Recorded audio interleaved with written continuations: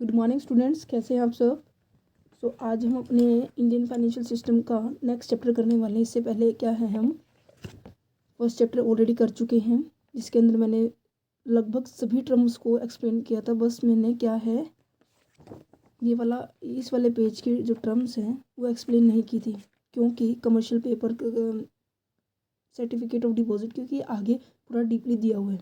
Otherwise बहुत ज़्यादा अच्छे से फुल एग्जाम्पल के साथ एक स्टोरी के साथ मैंने ये चैप्टर करवाया था और इम्पोर्टेंट क्वेश्चन भी बताया था कौन सा है। आज हम करने वाले हैं हमारे नेक्स्ट टॉपिक के ऊपर financial system and economic development. कैसे इन दोनों के बीच में क्या रिलेशन है, आज उसको करने वाले हैं। ठीक है, तो वीडियो को एंड तक देखना, तभी आपको पूरा कंसेप्ट समझ में आएगा। यहाँ पर दो वर्ड लिखे हुए हैं, financial statement and economic development. Financial statement का तो मतलब आ गया होगा समझ में, क्या होता है। फाइनेंशियल स्टेटमेंट मीन्स जो अभी हमने फर्स्ट चैप्टर के अंदर पढ़ा था, जिसके अंदर मैंने बताया था कि एक ऐसा सिस्टम जहाँ पर तीन वर्ड्स आते हैं, जिसके अंदर क्या आता है हमारे। सबसे पहले फाइनेंशियल मार्केट आती है, फाइनेंशियल इंस्ट्रूमेंट आता है ना। ये क्या हो रहा है, एक सेकेंड। फाइनेंशियल इंस्ट्रूमेंट आता है, फाइनेंशियल मार्केट आती है, फाइनेंशियल इंटरमीडिएटरीज आती है ना। यही बात की थी हमने। इसके अंदर क्या थी, हमारी एसेट्स के बारे में बात हुई थी, याद है या भूल गए। अगर जिसने नहीं देखी है वो प्लीज़ पीछे वाली वीडियो जरूर देखना, क्योंकि मैंने पूरा एक्सप्लेन किया था। और फाइनेंशियल मार्केट ऐसा एरिया, प्लेस जहाँ पर इन एसेट्स को सेल परचेज मतलब ट्रेड किया जाता है। इंटरमीडिएटरीज मीन्स इनको सेल परचेज करने के लिए, एसेट्स को सेल परचेज करने के लिए, मार्केट में लाने के लिए एक बीच में एक पर्सन होता है। पर्सन, इंस्टीट्यूशंस कोई भी हो सकता है, उसके बारे में बात की जा रही है। तो यहाँ पर क्या होगा, एक मिडल मैन कह लीजिए, ब्रोकर कह लीजिए, है ना, कोई भी कुछ भी कह लीजिए, मीन्स के बीच का पर्सन होता है, मिडल मैन। ये तीन कंपोनेंट हमने अभी तक पढ़े हैं, यही हमारा फाइनेंशियल सिस्टम होता है। अब पैसे का ये किस लिए कर रहे हैं, पैसे की ट्रांसपोर्टेशन करने के लिए। जहाँ पर सरप्लस है, जिस एरिया में सरप्लस है, जहाँ पर पैसा ज़्यादा है, उस एरिया से लेकर हमें कहाँ पर ट्रांसफ़र करना होता है, डिफिसिट एरिया के पास करना होता है, जहाँ पर ज़रूरत होती है। मैंने एग्जांपल क्या लिया था, मिस्टर एक्स और मिस्टर वाई का लिया था। मिस्टर एक्स के पास ज़्यादा पैसे थे, मिस्टर वाई के पास कम पैसे थे। मिस्टर एक्स ने क्या किया, बैंक में डिपॉजिट करवाया, है ना। बैंक में डिपॉजिट करवाया था ना, कितने पैसे करवाए थे, 10 लाख रुपए करवाए थे। और मिस्टर जो वाई को है पैसों की ज़रूरत थी, तो बैंक के पास दौड़ा दौड़ा आया कि बैंक जी मुझे पैसे दे दो। तो यहाँ पे क्या हुई, सरप्लस मिस्टर एक्स के पास थी, डिफिसिट मतलब कमी थी, जो उधार लेने के लिए, लोन लेने के लिए बैंक वाई जो है बैंक के पास गया। तो सिस्टम क्या कहता है, जहाँ पर सरप्लस है वहाँ से लेकर डिफिसिट एरिया में उसका प्रॉपर यूज़ करना है। मीन्स कि कैपिटल का प्रॉपर यूज़ करना है, यूटिलाइज करना है, जिसके कारण क्या है, हमारी कैपिटल फॉर्मेशन होती है, कैपिटल हमारी बनती है। वो कैसे बनती है वो ऑलरेडी डिस्कस कर चुके हैं। आज जो है हमारा, अभी मैंने इसलिए थोड़ा सा ओवरव्यू दिया है कि आप थोड़ा सा इसके अंदर घुस जाएं, है ना। फाइनेंशियल ये, और दूसरी बात ये कहते हैं कि जो फिनांस होता है, जो पैसा होता है, देखिए पैसा जो है एक बिजनेस के पॉइंट ऑफ व्यू से कहूँ, ह्यूमन लाइफ के लिए तो वेरी मच इंपॉर्टेंट है, बट एक बिजनेस के पॉइंट ऑफ व्यू से कहूँ वहाँ पर भी बहुत ज़्यादा इंपॉर्टेंट है। क्योंकि जो फिनांस है वो एक ऐसे काम करता है जैसे कि एक हमारी बॉडी के अंदर ब्लड का काम करता है।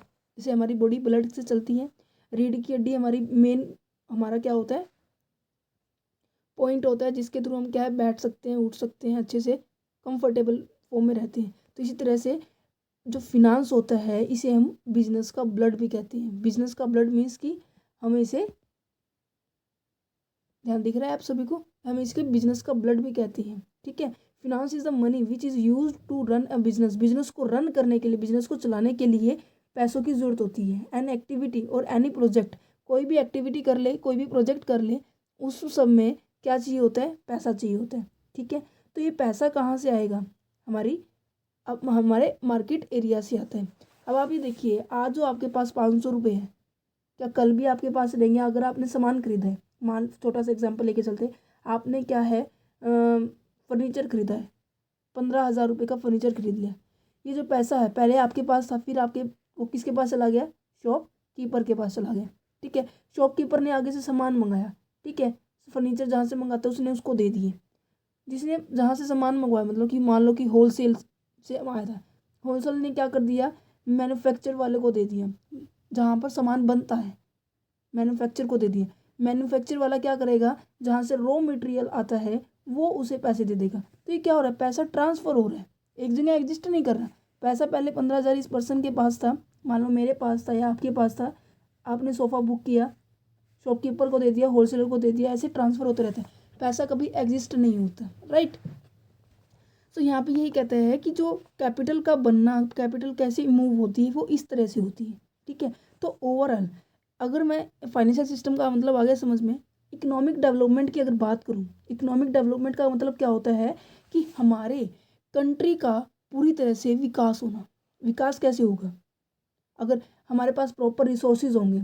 अब एक मैं यहाँ पे बात किया जाए, जैसे फॉर एग्जांपल, जैसे कि कोई भी एग्जांपल ले लीजिए इकोनॉमिक डेवलपमेंट के लिए, जैसे सोशल वेलफेयर के लिए हमने स्कीम चलाई हुई है ना, कि जो चिल्ड्रंस को क्या है 18 साल से नीचे नीचे जो इनकी उम्र होती है उन्हें काम नहीं करना है किसी ऐसे एरिया में, जैसे कि जैसे डोमेस्टिक क्या बोलते हैं इंडस्ट्रियल एरिया में, जहाँ पर उनका एक्सप्लोटेशन होता है। क्योंकि 18 साल एक लिमिट है कि बच्चों को क्या नहीं करना, क्या नहीं करना, एक्सप्लॉइट नहीं करना, उनसे काम नहीं करवाना। ये तो हो गए सोशली। अगर इकोनॉमिक की बात करूँ तो आर्थिक से संबंधित होती है। इकोनॉमिक हमारा किससे संबंधित होता है, आर्थिक। आर्थिक का मतलब समझते हैं पैसे, पैसे को कैसे बैलेंस किया जाए, कैसे पैसे को कैसे यूटिलाइज किया जाए, कहाँ से पैसा आएगा, वो इस चैप्टर में डिस्कस करेंगे, ठीक है। तो इकोनॉमिक डेवलपमेंट का एक सीधा सा फंडा अगर मैं बताऊँ तो यहाँ पे क्या लिखा हुआ है, overall development of nation depend upon the finance available in the country. अगर कंट्री में फिनांस है, अगर कंट्री में पैसा है तो डेवलपमेंट हो जाएगी, अगर नहीं है तो नहीं होगी, क्योंकि कम प्रभाव पड़ेगा। अगर हमारे पास अब पैसे नहीं होते तो क्या कोविड वैक्सीन, जो कोविड की वैक्सीन है, क्या गवर्नमेंट खरीद पाती, नहीं ना। ये जो प्रोजेक्ट होते हैं, जो बजट आता है, आप देखिए 1 फरवरी को बजट आया, तो इस बजट आया है तो ये किस कारण से है कि हम इसको पूरी तरह से प्लान करते हैं कि हम फिनांस को कैसे यूज़ करेंगे, हमारी इकोनॉमिक डेवलपमेंट कैसे होगी। तो उनकी होती है domestic source include in the household saving, credit creation, credit race through commercial bank. मतलब कि कई जगह ऐसा होता है कि जहाँ पर हम क्या करते हैं, अपने बिजनेस को डेवलप करते हैं, अपने ऑर्गेनाइजेशन को डेवलप करते हैं, हमारे डोमेस्टिक सोर्स है। और कई जगह होते हैं जहाँ हम फॉरेन नेशन का यूज़ करते हैं, ठीक है। फॉरेन नेशन का भी कर सकते हैं, पोर्टफोलियो होता है, आगे हम पढ़ेंगे, ये यहाँ आएगा ये पॉइंट, ठीक है, उसको पढ़ेंगे। अब बात करते हैं कि जो इकोनॉमिक्स के अंदर जो फिनांस है, जो पैसा है, वो उसकी नीड किस तरह से हो सकती है। रिक्वायरमेंट हमारी 3 तरह से हो सकती है, long term requirement, short term requirement and medium term requirement, ठीक है।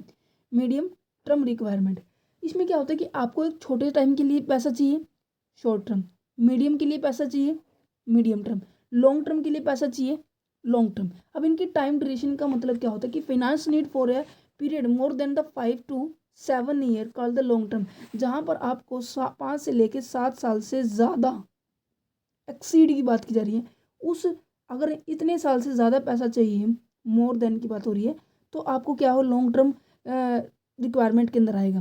अगर मीडियम टर्म की बात की जाए तो मीडियम टर्म में क्या आएगा कि आपकी जो पैसे की जो पीरियड रेंज होगी 7 to, ये विद इन इस पीरियड के अंदर आएगा, ठीक है। अगर आप शॉर्ट टर्म है तो नॉर्मल सी बात है, जो 1 साल से अप टू 1 ईयर की बात हो रही है, जिसके अंदर हम क्या है, केवल 1 साल के लिए पैसे को यूज़ करने के लिए हम लेते हैं, उसे बोलते हैं requirement of the short term.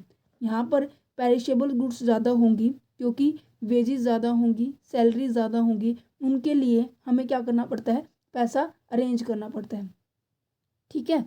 Long term हमारी किस लिए होती है, फिक्स एसेट्स को परचेज करने के लिए होती है। प्रीमिनरी एक्सपेंसेस वो होते हैं जो कंपनी शुरू करते हैं ना, तो हम जब स्टार्टिंग में जो एक्सपेंसेस होते हैं उसे बोला गया है। शॉर्ट हो गया, हाँ हो गया, ठीक है। अब नेक्स्ट करते हैं कि जो पैसा है कहाँ से अरेंज करेगी बिजनेस, हमारी पैसा कहाँ से अरेंज करेगा, हमारी जो कंपनी है वो कहाँ कहाँ से पैसा अरेंज कर सकते हैं। तो यहाँ पे क्या लिखा है, source of the business finance, business finance के क्या क्या सोर्स हैं उसकी बात की जा रही है। तो सबसे पहले क्या लिखा हुआ है, ओवन सोर्सेज। ओवन सोर्सेज का मतलब क्या है, अपने खुद के सोर्सेज, किसी दूसरे की हेल्प ना लेना, उसे बोला गया है। तो ओवन सोर्सेज को किसके लिए सूटेबल होगा? आपको थोड़ा सा दिमाग लगाइए, ओवन सोर्सेज किसके लिए सूटेबल होगा? हमने 2 तरह के कंपनीज पढ़ी थी, है ना। वैसे टाइप ऑफ कंपनी हमने पढ़ चुके हैं, कंपनी लॉ के अंदर मैं ऑलरेडी बना चुकी हूँ। कंपनी लॉ का लगभग जो सिलेबस है 9 से 10 चैप्टर ऑलरेडी कंप्लीट हो चुकी हैं, तो आप उसको देख सकते हैं। प्लेलिस्ट का लिंक ऑलरेडी डिस्क्रिप्शन में दिया हुआ है, अगर नहीं मिले तो कंसेप्चुअल स्टडी पॉइंट लिख कर आप मेरी प्लेलिस्ट में जाकर देख सकते हैं। तो यहाँ पर कहते हैं ओवन सोर्सेज हमारा क्या होता है, एक तो हमारी क्या होती है, प्राइवेट कंपनी होती है, प्राइवेट होती है, सोल ट्रेड होती है, पार्टनरशिप होती है हमारे पास, है ना, और HUF होती हैं, पढ़ा है हम, Hindu undivided family, partnership firm, sole proprietor firm, private company. एक होती है हमारे पास joint stock company, joint stock company, या फिर हम कह देते हैं पब्लिक कंपनी, है ना। तो इनके ये कौन कौन ऐसी फर्म है जिनको क्या है अपने सोर्स से पैसा कलेक्ट कर सकती है? ये जो है ना, ये अपने सोर्स से कलेक्ट कर सकती है। दैट मीन्स वो किसी से पैसा उधार नहीं लेती, वो खुद से ही अरेंज कर लेती है, अपनी सेविंग से ही क्या कर लेती है, अरेंज कर लेती है। वो सेविंग क्या होगी, या तो उनके रिजर्व होंगे, है ना, या सरप्लस होंगे, उनसे क्या है वो पैसा अरेंज कर लेते हैं, ठीक है।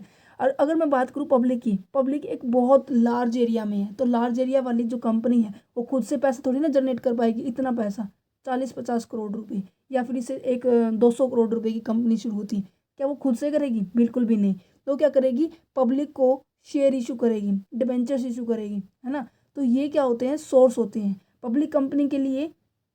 पब्लिक कंपनी के लिए क्या सोर्स है, हमारी शेयर्स, डिबेंचर्स, पब्लिक का पैसा पब्लिक को इशू करती, पब्लिक को से मंगवाती है प्रोस्पेक्टस के थ्रू। बट जो प्राइवेट कंपनी है, जो छोटी छोटी कंपनियां होती हैं, वो क्या करेगी, अपने खुद से ही पैसे से अरेंज करेगी। तो यहाँ लिखिए, क्या लिखा हुआ है, own sources refer to the meeting requirement of the business with their own capital of the business entrepreneur. खुद की कैपिटल, खुद के सोर्स को, खुद की कैपिटल को जो बिजनेस की है उससे ही अरेंजमेंट करना, which is saved by him earlier. जो पहले सेव किया होगा, पहले क्या सेव किया होगा, रिजर्व किया होगा या सरप्लस किया होगा, है ना। स्मॉल कंपनी के लिए सुटेबल होगा। स्मॉल कंपनी के लिए कौन कौन आएगा, ट्रेड, सोल ट्रेड दिख रहा है, sole trade, partnership firm, HUF, ये सारे क्या है, कॉमन ऑर्गेनाइजेशन। बट अगर बात की जाए लॉन्ग टर्म की, जॉइंट स्टॉक कंपनी की, तो ये क्या करेगी, शेयर इशू करेगी, अपनी कैपिटल का वो छोटा छोटा पार्ट वो इशू करेगी, और इशू करके लोगों को शेयर अलॉट करेगी, देन पैसा इकट्ठा हो जाएगा, है ना। तो इसे बोलते हैं। नेक्स्ट आ जाता है डिबेंचर्स। डिबेंचर्स का मतलब समझते हैं, ऐसा पैसा जो कंपनी का नहीं होता, समझ रहे हैं, ऐसा पैसा जो कंपनी का नहीं होता है। तो कंपनी का नहीं होता है, दैट मीन्स हमने बाहर से लिया है, तो इसलिए इसे जब हम बाहर से जब पैसा लेते हैं, तो ऐसे पैसे को क्या कहेंगे हम, as a form of debentures. और जो लेता है उसे क्या कहेंगे हम, डिबेंचर्स होल्डर, ठीक है। ये company also issue debenture to get fixed capital. एक फिक्स कैपिटल को रिसीव करने के लिए कंपनी डिबेंचर इशू करती है। एक शेयर की तरह ये अमाउंट होती है।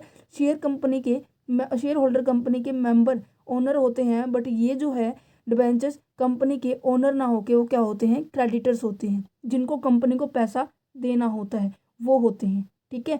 डिबेंचर में भी डिफरेंट काइंड, ये ऑलरेडी डिस्कस कर चुके हैं। कंपनी लोग के अंदर डिबेंचर्स कितने टाइप के होते हैं, शेयर्स भी कितने टाइप के होते हैं, प्रेफरेंस शेयर कितने टाइप के होते हैं। तो आप मेरी वीडियो देख सकते हैं, मैं बार बार बोल रही हूँ, ठीक है। नेक्स्ट है लोन फ्रॉम द इंडस्ट्रियल। ये हम क्या पढ़ रहे हैं, पैसा कहाँ से अरेंज कर सकते हैं, कंपनी कहाँ से पैसा अरेंज कर सकती है फॉर द अपने बिजनेस को चलाने के लिए। Loan from the industrial financial institution, financial institution से लोन लेना कौन कौन सी है, वो क्या है, सिडबी है, small industrial development bank of India. ये सारे बैंकों के नाम हैं, बैंकों के टाइप हैं, वहाँ से हम क्या कर सकते हैं, पैसा ले सकते हैं, और कम रेट ऑफ इंटरेस्ट से पैसा इनसे उठा सकते हैं। मीन्स कि हमें कम इंटरेस्ट रेट देना पड़ेगा। जैसे एग्रीकल्चर सेक्टर के लिए नाबार्ड है, याद है नाबार्ड, जो 1982 के अंदर सेटअप हुआ था, वो क्या है, स्पेशल एग्रीकल्चर के लिए, है ना। तो इस चीज़ से क्या है, स्पेशल जो फॉर्म बनाई गई है, जैसे स्मॉल इंडस्ट्री के लिए, स्मॉल औद्योगिक के लिए ही क्या है, हमारे बैंक है। वैसे ये जो चैप्टर है ना बैंकों के बारे में, जो आपका लास्ट चैप्टर है ना, आई होप लास्ट ही है, हाँ, डेवलपमेंट बैंक, इसके अंदर ना हम सारे बैंकों के बारे में पढ़ेंगे। ये सारे बैंक है ना, इनके बारे में अच्छे से पढ़ेंगे कि किसका क्या काम है, कब आया था, इसके ये कितने रूल रेगुलेशन है, क्या लिमिटेशन है, वो आगे हम पढ़ेंगे। ये सारे फाइनेंशियल हमारे इंस्टीट्यूशंस आपको दिख रहे हैं, institution financing for economic development, ये यही का पॉइंट है। ठीक है, तो दैट मीन्स अगर आप एक चैप्टर करते हो तो उसे अच्छे से कीजिए कि वो इंटरलिंक्ड है आने वाले चैप्टर्स के साथ। ठीक है, नेक्स्ट कहते हैं कि loan from the commercial bank. Commercial bank से भी हम लोन ले सकते हैं। कमर्शियल बैंक हमें लोन प्रोवाइड करती है दो तरह की, short term and long term. Short term के अंदर क्या होगी, टाइम ड्यूरेशन आपकी 1 साल के तक की होगी, मतलब कि 1 साल के अंदर अंदर तक की होगी। अगर लॉन्ग टर्म की बात की जाए तो वो जो है आपकी काफ़ी 1 साल से ज़्यादा, अभी मैंने बात की ना रिक्वायरमेंट हमारी 5 से 7 साल से ज़्यादा होती है, वो लॉन्ग टर्म रिक्वायरमेंट होती है। तो इसी तरह से लॉन्ग टर्म लोन जो है फॉर द ट्रेड के लिए, इंडस्ट्री के लिए, अदर इकोनॉमिकल सेक्टर के लिए ये बैंक हमें प्रोवाइड कर देता है। कमर्शियल बैंक के अंदर क्या क्या इंक्लूड होते हैं, आपने अगर मेरी पहली वीडियो देखी हो तो मैंने इसको बताया था। कमर्शियल बैंक के अंदर 3 से 4 बैंक इंक्लूड होते हैं हमारे पब्लिक सेक्टर बैंक। और पब्लिक सेक्टर के अंदर कौन कौन से आते हैं, जिसके अंदर हमने पढ़ा था नेशनलाइज और सेंट्रलाइज और स्टेट का पढ़ा था शायद, हाँ यही पढ़ा था। और प्राइवेट के अंदर हमने प्राइवेट सेक्टर के पढ़े थे, कॉरपोरेट कम बैंक पढ़े थे। ठीक है, ये भी स्टेट सेंटर और नेशनलाइज के बेस पे पढ़े थे, और फॉरेन बैंक पढ़े थे। तो यहाँ से हम क्या कर सकते हैं, पैसा उठा सकते हैं हमारे बिजनेस को चलाने के लिए।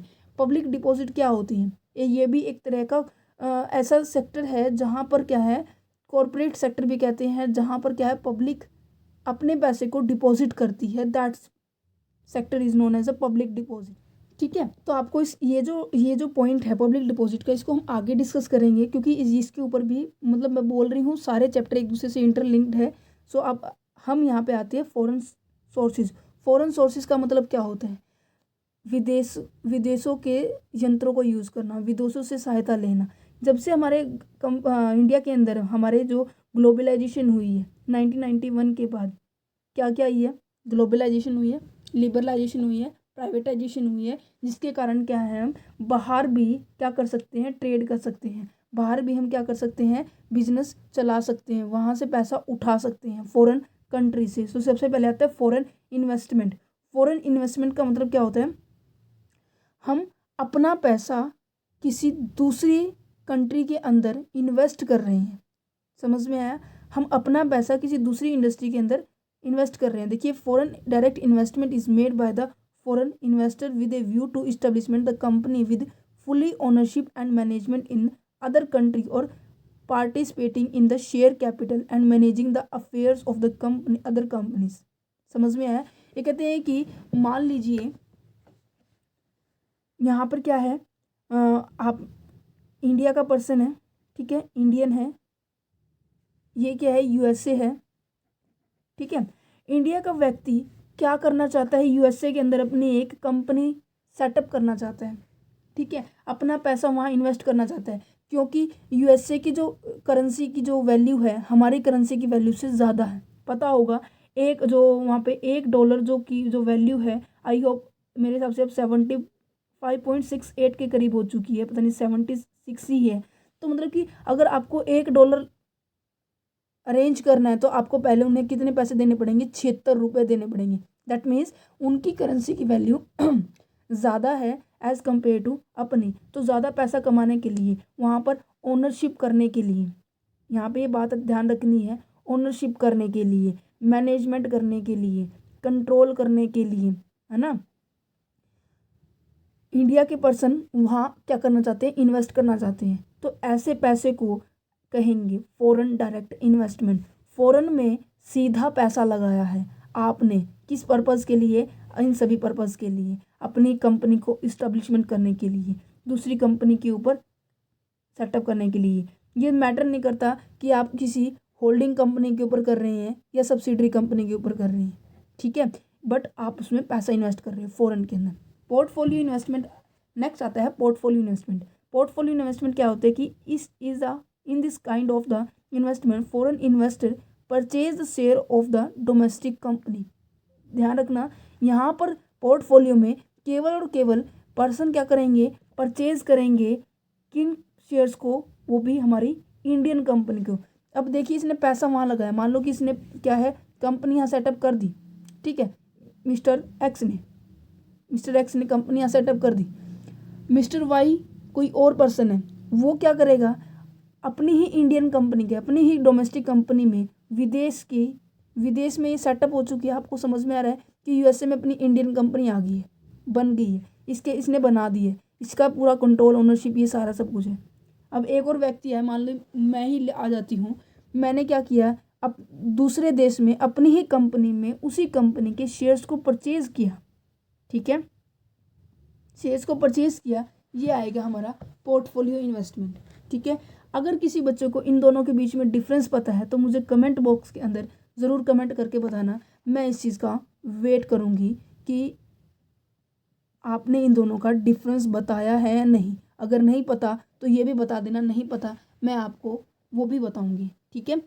तो यहाँ पे नेक्स्ट आता है कि loan from foreign government and international institutions. जैसे हम अपनी गवर्नमेंट से पैसा लेते हैं, हम अपने बैंकों से पैसा लेते हैं, इंडियन बैंकों से लेते हैं, इसी तरह से हम फॉरेन के बैंकों से भी पैसा उठा सकते हैं for developing the infrastructure develop करने के लिए। अब आपको पता है ना, जैसे कोविड की जो वैक्सीन लाने के लिए, कोविड के अंदर जब क्या है ज़्यादा समस्या गंभीर हो गई थी, तो हमें हमारे पास जो पैसा है, जो आपको पता है WTO, world trade organisation and WHO, world health organisation, एक ऐसी संस्था है जो जब वो सभी देशों की हेल्प करती है, ये ट्रेड करने में हेल्प करती है, ये हमारे हेल्थ एजुकेशन से हेल्थ सिस्टम को हेल्प करती है, ठीक है। और WTO सुना है, world bank, WB, world bank ऐसा बैंक है जहाँ से हर कंट्री अपना पैसा उठा सकती है, ठीक है। जैसे हम अपना पैसा रिजर्व करते हैं ना, हम अपना पैसा एक स्टोर करके रखते हैं ना कि हाँ इन फ्यूचर हमारा पैसा काम आएगा हमारे बैंक से, इसी तरह से हर एक देश अपना पैसा वर्ल्ड बैंक के अंदर डिपॉजिट करवाता है, तो काम आने पर हर एक जो कंट्री है वहाँ से पैसा उठा सकती है। तो हमारे पास क्या है, फ़ॉरेन से भी हम क्या कर सकते हैं, पैसा उठा सकते हैं। आई होप आपको ये सोर्स समझ में आ गए होंगे, बिल्कुल इजी है। मीन्स कि ये यहाँ पे ये बताया कि कंपनी कहाँ कहाँ से, ऑर्गेनाइजेशन कहाँ कहाँ से पैसे को उठा सकती है, ठीक है। कमर्शियल बोरिंग का मतलब होता है कि फॉरेन कमर्शियल के बैंक होते हैं, वहाँ से हम उधार ले सकते हैं, ठीक है। देखिए यहाँ पे लिखा हुआ है इंटरनेशनल इंस्टीट्यूशंस कौन कौन सकते हैं, जैसे world bank, international finance corporation, international monetary fund, Asian development bank, ये सारे क्या हैं हमारे फॉरेन करेंसी प्रोवाइड करेगी। RBI फॉरेन करेंसी को इंडियन करेंसी में कन्वर्ट कर देगा, देन आप उसे यूज़ कर सकते हैं, ठीक है। अब आप यहाँ पे समझिए meaning of economic development. Economic development का मतलब क्या होता है, अभी तक हमने पढ़ा कि फाइनेंस कहाँ कहाँ से अरेंज कर सकते हैं, बट वो फाइनेंस इकोनॉमिक के लिए क्या यूज़ होगा। अब पहले इकोनॉमिक डेवलपमेंट का मतलब समझिए। देखिए इकोनॉमिक से अगर जब इकोनॉमिक्स वर्ड आ जाता है तो मीन्स ऐसा सेक्टर जहाँ पर टाइम टू टाइम चेंज होता रहता है, टाइम टू टाइम चेंज होने वाले सेक्टर को क्या कहेंगे, इकोनॉमिक डेवलपमेंट। क्योंकि आज देखिए हर, आपको पता हो, अगर आप अभी छोटे हो, अब पता है कि जो बजट आते हैं, वो किस लिए आते हैं, पता है क्या होता है कि एक साल का बजट बनाते हैं कि इस साल हमें ये टारगेट करना है, ये टारगेट अचीव करना है, ये टारगेट करना है। मान लीजिए अब की बार क्या है, ट्रेन के ऊपर आ जाएगा, ठीक है। अभी मेरे को भी पता नहीं है क्या आया हुआ है, आने वाला है फिलहाल अभी ये बजट 1 तारीख को। तो मान लीजिए ट्रेन, फॉर एग्जांपल ट्रेन के ऊपर आने वाला है कि हम ट्रेन के ऊपर ज़्यादा फोकस करेंगे, ठीक है। दूसरा क्या है, सोसाइटी की सफाई के लिए, ठीक है, उनके लिए बजट आया, मतलब कि जो छोटे छोटे बजट होते हैं उनको कंप्लीट अप करने के लिए। और वो सारे क्या होते हैं, जो टारगेट्स होते हैं वो किस लिए होते हैं, इकोनॉमिक डेवलपमेंट करने के लिए, हमारी GDP को इंक्रीज अप करने के लिए, पर कैपिटा इनकम जो होती है लोगों की, वो क्या है, उनको इंक्रीज करने के लिए इकोनॉमिक डेवलपमेंट की जाती है और उनके लिए स्ट्रैटेजी बनानी पड़ती है, इसीलिए हम बजट बनाते हैं। तो इकोनॉमिक डेवलपमेंट का मतलब होता है increase in a national income, national की इनकम को इंक्रीज करना, वही होगा इकोनॉमिक डेवलपमेंट। जहाँ पर भी इकोनॉमिक डेवलपमेंट आ जाए तो वहाँ समझ लेना इकोनॉमिक्स मीन्स पैसा, पैसा मीन्स हमारी नेशनल इनकम, जहाँ पर हमारे इनकम जो है इंक्रीज होगी उसे कहेंगे हम economic development. Later increase in capital income come into the trade economic development. ये कहते हैं कि जो इंक्रीज होगी हमारी इनकम टाइम टू टाइम, उससे क्या समझेंगे, हमारी इनकम ग्रोथ हो रही है। देखिए अब मान लीजिए पहले एक फैमिली की इनकम, मान लीजिए मिस्टर एक्स की ही जो इनकम है, ठीक है, एक सेकेंड, मिस्टर एक्स की इनकम पहले क्या है, हर महीने 50,000 थी, तो सालाना कितनी हो जाएगी, मीन्स की साल की कितनी हो जाएगी, 50,000 गुना में 12, तो 6 लाख, है ना। अब उसकी इनकम के अंदर इंक्रीमेंट हुआ है, 50 से 60,000 हो गई है पर मंथ, तो 60,000 गुना में 12 कितनी होगी, 7,20,000। तो इसकी इनकम के अंदर इंक्रीमेंट हो रहा है, पहले 6 लाख थी, अब 7,20,000 हो गई है, 1,20,000 का इंक्रीमेंट हुआ है ना। तो ये होता है इंक्रीमेंट होना, अपनी कैपिटल के अंदर इंक्रीमेंट होना। ये थी तो एक पर्सन की थी, बट गवर्नमेंट क्या देखती है, ओवरऑल पर्सन्स की देखती है कि ओवरऑल पर्सन की कितनी इंक्रीमेंट हो रही है इकोनॉमिक के अंदर। तो यहाँ पे दो कंसेप्ट आएंगे, एक तो मॉडर्न कंसेप्ट आएगा हमारे पास और एक हमारे पास ट्रेडिशनल आएगा। अब जहाँ पर ट्रेडिशनल आ जाए ना तो मीन्स की, और जहाँ मॉडर्न आ जाए, दोनों का लॉजिक बताती हूँ याद करने का। मॉडर्न के अंदर ट्रेडिशनल टर्म कंडीशंस भी मोस्ट ऑफ केसेस के अंदर सेम होगी, मीन्स कि इसके अंदर कुछ ना कुछ ऐड होके प्लस ट्रेडिशनल जो कंडीशंस थी, ट्रेडिशनल जो इकोनॉमिक क्राइसिस के बारे में हम अगर बात करें तो ट्रेडिशनल बातें प्लस एक्स्ट्रा में होगी जो सोसाइटी से संबंधित होगी, जो वेलफेयर से संबंधित होगी। हमेशा नोट करना, मॉडर्न कंसेप्ट हमेशा सोसाइटी, इकोनॉमिक वेलफेयर, इन सभी के रिलेटेड होगी, और जो ट्रेडिशनल होगी वो केवल एक, हमारे कंसेप्ट में क्या है इकोनॉमिक के बारे में है, तो ये केवल पर कैपिटा इनकम को लेके चलते हैं, ठीक है। एक ऐसी प्रोसेस को बताता है जहाँ पर जो नेशनल इनकम जो है ना उसके बारे में बताता है कि कैसे इंक्रीज होगी, पर कैपिटा इनकम कैसे इंक्रीज होगी, इनके बारे में जस्ट केवल डिस्कस कर रहा है। बट इसके अंदर ये पर कैपिटा इनकम भी डिस्कस करेगा, मॉडर्न नेशनल कैपिटल भी इनकम डिस्कस करेगा, प्लस सोसाइटी के साथ भी इनकम को डिस्कस करेगा। इसका आपको प्रॉपर लॉजिक अगर मैं बताऊं तो ये एक इकोनॉमिक का टॉपिक है, इकोनॉमिक्स बुक्स के अंदर आपने पढ़ा होगा कैसे, how to be calculate the national income, ठीक है। अब फिलहाल इसका जस्ट ओनली फॉर्मूला रिवाइज कर लेते हैं हम, ठीक है। तो यहाँ पे देखिए क्या लिखा हुआ है, definition regarding the increasing in a per capital income, traditional approach भी कह देते हैं, क्लासिकल अप्रोच भी कह देते हैं, ठीक है। तो यहाँ पर क्या है, economic development is a process, एक इकोनॉमिक डेवलपमेंट एक ऐसी प्रोसेस है, कैसी, whereby economic real national income increase over a long period of a time. हमारी नेशनल इनकम इंक्रीज होनी चाहिए, कौन से पीरियड ऑफ टाइम में, लंबे टाइम तक। और कैसे कैलकुलेट करते हैं meaning of the national real national income को पता है, हमारे जो इंडिया के अंदर है हरियाणा कौन से नंबर पे आता है पता है, मेरे तीसरे नंबर पे आता है, सबसे पहले आता है, बताइए सबसे पहले आपको बताया ना, तीसरे नंबर का मैंने अपने हरियाणा का तो बता दिया, हरियाणा तीसरे नंबर पे आता है। सबसे पहले आने वाले स्टेट का नाम बताना जिसकी पर कैपिटा इनकम क्या है, सबसे ज़्यादा है, रियल नेशनल इनकम सबसे ज़्यादा है। सो आप यहाँ पे देखिए कि ऐसी इनकम जो आपकी लॉन्ग टाइम के लिए आपको बेनिफिट प्रोवाइड करती हो, इकोनॉमी के लिए बेनिफिट प्रोवाइड करती हो। ये कहते हैं कि रेफर टू द आउटपुट और income of a country at constant price, it estimate by dividing the national income at current price by index of the price level. ये क्या है, हमारी नेशनल इनकम है, ये क्या है, हमारी प्राइस इंडेक्स है। दैट मीन्स इसको कैलकुलेट करने के लिए ना एक अलग कंसेप्ट है, वो अभी डिस्कस नहीं करेंगे। ये जस्ट आप समझ लीजिए कि real rational income is equal to Y upon में पी। वाई मीन्स हमारी रैशनल इनकम, इसे हम क्या कह सकते हैं, monetary income at a current price. यहाँ लिखा भी हुआ है monetary income of the current price, और नीचे क्या है, प्राइस लेवल इंडेक्स की बात की जा रही है।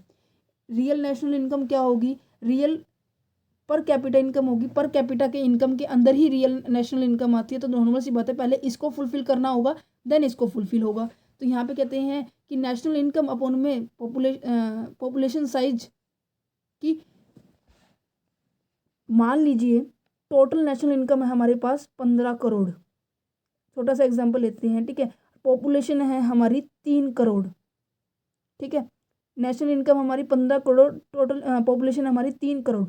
तो एक व्यक्ति की कैपिटल कितनी होगी, एवरेज निकाल रही हूँ फिलहाल में, तो कितनी होगी जल्दी से बताइए, कितनी होगी, 5 करोड़ होगी, राइट। तो ये होती है पर कैपिटा इनकम। अगर मैं बात करूँ रियल पर कैपिटा इनकम, तो यहाँ पर रियल नेशनल इनकम आ जाएगी, जो मतलब एक्चुअल में नेशनल इनकम है लोगों की, और पॉपुलेशन कितने पॉपुलेशन की ये इनकम है। ऐसे निकालते थे ना कि इतने इतने पर्सनस का अगर काम करेंगे तो ये होगा, है ना।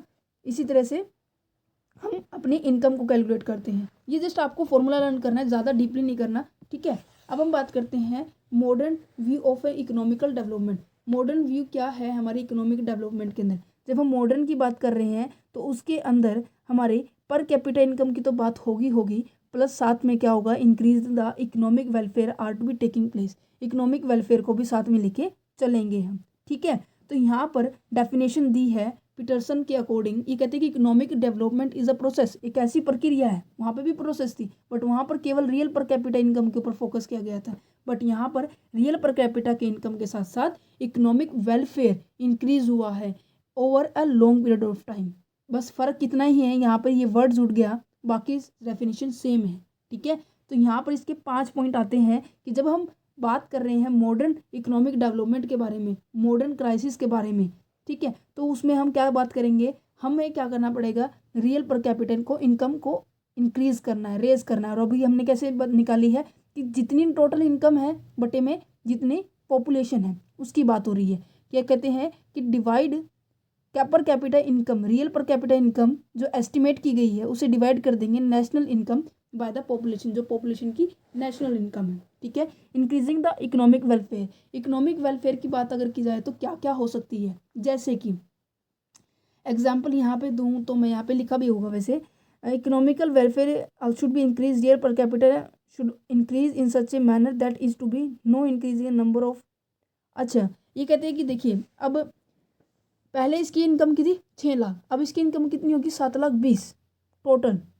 तो अब देखिए अब उसके पास पैसे ज़्यादा हो गए, पैसे ज़्यादा हुए हैं तो क्या होगा, वो अपने जो यूज़ पे आने वाली चीज़ों को, जो उसकी नेसेसरी गुड्स होती हैं उनका अच्छे से यूज़ कर पाएगा, उसका लिविंग स्टैंडर्ड इंक्रीज़ हो जाएगा। अब पैसा अच्छा आया है, सूट बूट डाल के भी चले जाएगा अपनी ऑफिस के अंदर, है ना। प्रमोशन हुआ है, सूट भी डालना पड़ेगा, अच्छा बंगलो भी लेना पड़ेगा, अपने जो कलीग्स हैं, जो उनके जो काम करने वाले जो पर्सन हैं साथ में, उनके जैसा उन्हें स्टेटस जनरेट करना पड़ेगा। दैट्स वाई उनका लिविंग ऑफ स्टैंडर्ड इंक्रीज हो जाता है, ठीक है। तो ये क्या है, इकोनॉमिक वेलफेयर है। अगर उनके पास पैसा होगा तो आगे रेगुलेट होगा, आगे रेगुलेट होगा, मैं बता रही हूँ पूरी एक सर्कल है, जैसे वाटर साइकिल होते हैं ना, पानी आया, ज़मीन ने मतलब कि सोख लिया, फिर पानी ज़्यादा इकट्ठा हो गया, सूरज की थ्रू इवेपोराइजेशन होगा, फिर क्या है, बादल बन जाएंगे, बादल भारी हो जाएंगे। इसी तरह से कैपिटल का है, पैसे का है, पैसा ऐसे रेगुलेट होते हैं। वो मैंने आपको फर्स्ट चैप्टर के अंदर बताया था कैसे रेगुलेट होते हैं। Improvement in A health facility. अब वेलफेयर की बात की जा रही है तो इकोनॉमिक वेलफेयर तो हो गया, आर्थिक स्थिति तो होगी, अब हेल्थ फैसिलिटी के ऊपर भी दे गई है। हेल्थ फैसिलिटी का मतलब कि आपका हेल्थ अच्छा रहे। इन्फेंट मेटर्निटी जो रेट है, मीन्स की जो बच्चों की जो जो छोटे से जो शिशु होते हैं ना, जो पैदा होते ही मर जाते हैं, उनकी जो रेट है उनको क्या करना है, आपको रिड्यूस करना है, बिकॉज उनकी जो जनसंख्या है, अब मान लीजिए कि एग्जांपल दूं कि 100 बच्चे होते हैं महीने के अंदर, एग्जाम्पल है जस्ट, ठीक है, मुझे नहीं पता एक्चुअल में रेट कितना है। 100 बच्चे होते हैं, 100 में से अगर 90 की अगर डेथ हो जाती है तो हमारा क्या रेट हुआ, बिल्कुल ही डाउन, वो बहुत ज़्यादा है कि बच्चों की जो रेट है, इन्फेंट होता है छोटे बच्चों की जो मेटर्निटी मोरेलिटी जो रेट है वो डिक्रीज करनी है। 90 से हमें क्या कर जाना है, बहुत कम, 9-5 के ऊपर लेके आने की, कम चांसेस हो कि बच्चों की डेथ हो। समझ में आया, ये डेथ ज़्यादा हो रही है, जिससे क्या है। और आपको एक और बात पता होगी, जैसे कि जो क्या बोलते हैं उसके, एक्सीडेंटल जो केस होते हैं, ठीक है, जो इस तरह से जो केसेस होते हैं ना, जो हेल्थ से रिलेटेड होते हैं, जो बीमारियों के कारण क्या है लोगों का इलाज नहीं हो तो पाता, उनकी फैसिलिटी प्रोवाइड करना, जिससे क्या हमारी हेल्थ फैसिलिटी इंप्रूवमेंट होगी। आपने भी देखा होगा जैसे कि अब क्या है, हमारे जो प्रधानमंत्री जी हैं, नरेंद्र मोदी जी हैं, उन्होंने क्या कर रखा है, आयुष्मान कार्ड को करवा रखा है। अगर किसी के पास पैसे भी ना हो तो अपना इलाज करवा सकता है 5 लाख तक का, राइट। तो ये क्या होता है, एक फैसिलिटी है हेल्थ को इम्प्रूवमेंट करने के लिए, तभी तो हमारा इकोनॉमिक डेवलपमेंट हो रहा है हमारे इंडिया का। तो ये कहते हैं कि better education facility, better education facility की अगर बात की जाए तो आपको अच्छी शिक्षा देना, सरकारी स्कूलों में अच्छी क्या करना, शिक्षा दी जा रही है। जो लड़की और लड़कों में कोई भेदभाव ना रखना है। पहले ही कहते थे कि पहले केवल लड़के ही स्कूल में जाएंगे, लड़के ही काम करेंगे, बट आज की जनरेशन के अंदर ऐसा नहीं होता। मोस्ट ऑफ केसेस ऐसे मिलेंगे कि वहाँ पर हर सेक्टर के अंदर, चाहे वो गेम का सेक्टर हो, चाहे एजुकेशन का सेक्टर हो, चाहे वो नौकरी का सेक्टर हो, लड़कियों की जनसंख्या ज़्यादा है। अब आपको पता भी होगी पिछले कुछ सालों के अंदर जो जो जो क्या बोलते उसको, फीमेल्स की, जो लड़कियों की जो बर्थ रेट है लड़कों की बर्थ रेट से ज़्यादा हो चुकी है। कारण क्या है? हमने उसके ऊपर फोकस किया है, हमने उसको सेव किया है ना। तो ये कहते हैं जो लिटरेसी जो रेट होती है, जो पढ़ाई की जो रेट होती है, वो क्या है, दोनों की इक्वल होनी चाहिए, दोनों की इंक्रीमेंट होनी चाहिए। ठीक है। नेक्स्ट आता है judicious use of the national resources, मतलब कि जो आपके नेशनल के रिसोर्सेज हैं जो आप यूज़ कर रहे हैं उनका प्रॉपर यूटिलाइजेशन करना होगा, उनको पूरी तरह से यूज़ करना होगा। मॉडर्न अप्रोच ये कहती है कि सस्टेनेबल डेवलपमेंट होना चाहिए। सस्टेनेबल डेवलपमेंट ये का मतलब ये होता है कि ऐसा ना हो कि ऐसे कदम उठाए हो जो आज के लिए सही हैं बट इन फ्यूचर आपको नुकसान दे के जाएंगे, वो सस्टेनेबल नहीं होते। सस्टेनेबल का मतलब कि जो काफ़ी लंबे टाइम तक सस्टेन रहे। ऐसी पॉलिसी मत लेके नहीं आनी है हमें जो हमारे फ्यूचर के जो जनरेशन है उनको नुकसान पहुँचे, फ्यूचर की जनरेशन को नुकसान ना पहुँचे। ऐसी जो पॉलिसीज़ होती है उसे बोलते हैं सस्टेनेबल डेवलपमेंट इन इकोनॉमिक। अब जो सस्टेनेबल डेवलपमेंट का जो टारगेट है 2015 से शुरू हुआ था और 2030 तक क्या है, कंप्लीट होगा। ठीक है। अब ये तो हमने पढ़ लिया है इकोनॉमिक डेवलपमेंट का मतलब क्या होता है। अब हम बात करते हैं role of the financial system in economical development. Financial system का इकोनॉमिक डेवलपमेंट में क्या रोल है, तो ये सबसे पहले देखते हैं कि जो इकोनॉमिक डेवलपमेंट क्या मतलब क्या होता है। अभी हमने पढ़ लिया जो टाइम टू टाइम चेंज होता है, जो हमेशा चलता रहता है। कभी आज एजुकेशन का किया, कल नेशनल रिसोर्सेज का हमें यूज़ करना है। किस में करना है? हमें एजुकेशन में करना है, हेल्थ फैसिलिटी के अंदर करना है, इकोनॉमिक वेलफेयर में करना है। ठीक है।